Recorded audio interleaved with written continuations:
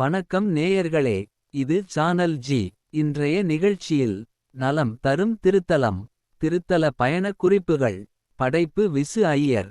நலம் தரும் திருத்தலம். கோபமே வராது என்று சொல்வர்களுக்கு கூட கோபம் வரும். ஒரு கேள்வி என்ன தெரியுமா? அறிவு இருக்குதா என்ற கேள்விதான். அறிவு இருக்குதா என்று யாரிடமாவது கேட்டு பாருங்கள். அவர் கோபத்தின் உச்சிக்கே போய் விடுவார்கள். ஆனால் பலருக்கும் ஒரு துறையில் இருக்கும் அறிவு இன்னொரு துறையில் அது பற்றிய அறிவு இருக்காது என்பதுதான் உண்மை. உதாரணமாக, ஒரு மிக சிறந்த மருத்துவருக்கு சட்ட அறிவு இருக்காது. இது போல மற்ற துறைகளுக்கும். ஆக, ஒரு துறையில் அறிவு பெற்றவருக்கு இன்னொரு துறையில் அறிவு பொதுவாக இருக்காதில்லையா? அப்புறம் ஏன் அறிவு இருக்குதா என்று கேட்டால் கோபம் வருகிறது என்று சிந்தித்து பாருங்கள். உடலில் உயிர் இருக்கிறது என்றால் அறிவு இருக்கிறது என்பது பொருள். அறிவு இருந்தால் தான் அது உயிர். உயிருக்கு விளக்கம் சொல்லும் போது அறிவுடன் விருப்பம் மற்றும் செயல் இந்த மூன்றும் இருந்தால் மட்டுமே உயிர் என்பதை சொல்லுவோம். இந்த மூன்றில் ஒன்றே இல்லை என்றாலும் அது உயிர் இல்லை. இது எல்லா உயிரினங்களுக்கும் பொருந்தும். எனவே அறிவு இருக்கிறதா என்றால் கோபம் வருவதற்கு காரணம் உயிர் இருக்கிறதா என கேட்பதை குறிப்பதால் தான் என்பதை புரிந்து கொள்ள வேண்டும். உயிரின் மீதுதான் எத்தனை பயம்.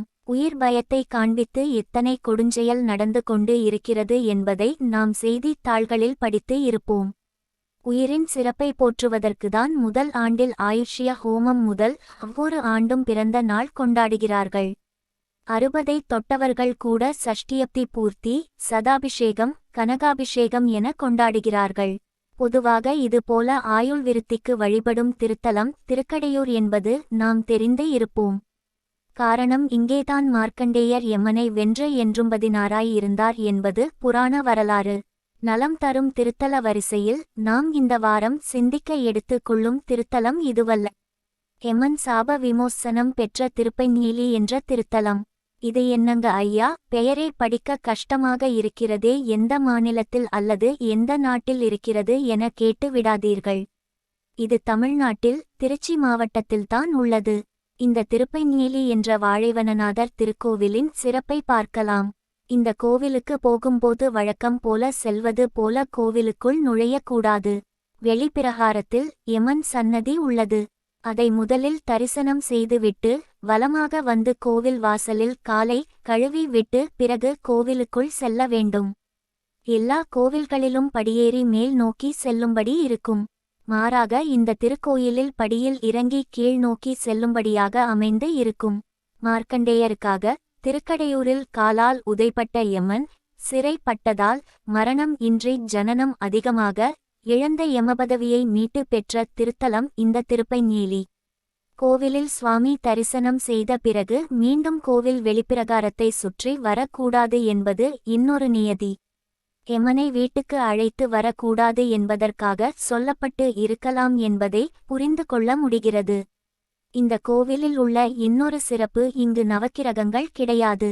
தனியாக நிற்கும் ஒரு கிரக சிலை கூட கிடையாது. 9 அணையா விளக்குகள் ஏற்றப்பட்டு அதுவே நவக்கிரகமாக பாவிக்கப்படுகிறது. இந்த திருக்கோவிலிலுள்ள இன்னொரு சிறப்பு, எல்லா திருக்கோவிலிலும் உள்ள ஒரு சுவாமி ஒரு அம்பாள் சன்னதி இருப்பது போல அல்லாமல் ஒரு சுவாமி 2 அம்பாள் சன்னதி இருக்கிறது.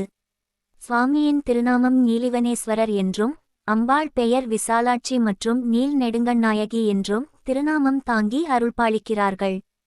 சுவேதகிரி என்று அழைக்கப்படுகிற தென்கையிலாயம் என்று போற்றப்படும் இந்த திருத்தலத்தில் சப்த கன்னிகள் தவம் இயற்றி மணவாழ்வு பெற்றமையால் இது தாரதோஷம் போக்கி மணவாழ்வு தரும் தலமாக சொல்லப்பட்டாலும் யமதர்மன் இழந்த பதவியை மீண்டும் பெற்ற திருப்பைநீலி திருத்தலம்தான் ஆயுள் விருத்திக்கு பரிகார தலமாக பரிந்துரை செய்யப்படுகிறது.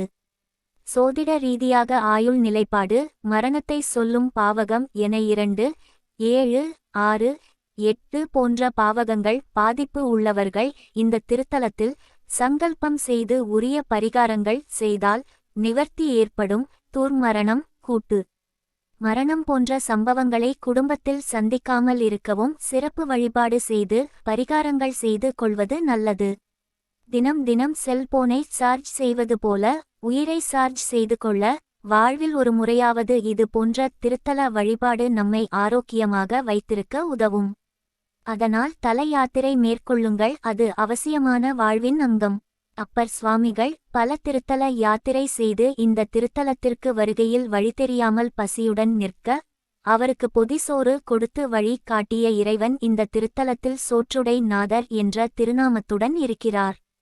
ஒரு சுவாமி சந்நிதி, 2 அம்பாள் சந்நிதி, பங்குனி மற்றும் புரட்டாசி ஆகிய மாதங்களில் 3 நாட்கள் சூரிய ஒளி சுவாமி மீது விழுவது மூவர் பாடிய திருத்தல சிறப்பை பெற்றது.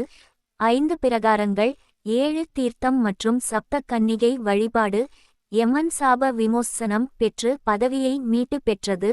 9 நவக்கிரம் இல்லாமல் திருவிளக்கை நவகிரகமாக பாவிக்கும் வழிபாடு என சிறப்பு பெற்ற இந்த திருக்கோயில் திருச்சி மாவட்டத்தில் மணச்சநல்லூரில் இருந்து சுமார் 7 கிலோமீட்டர் தூரத்தில் உள்ளது.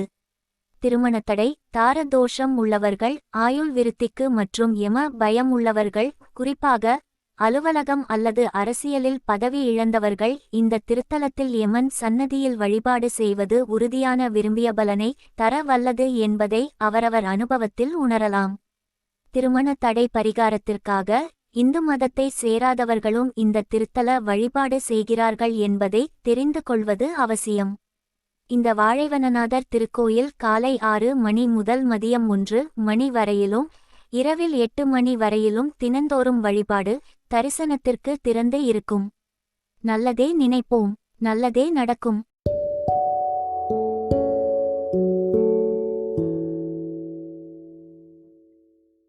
அன்பு நேயர்களே, இது சேனல் ஜி.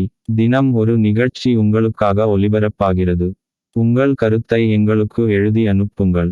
நீங்கள் எழுதி அனுப்ப வேண்டிய முகவரி podcastchannel@gmail.com.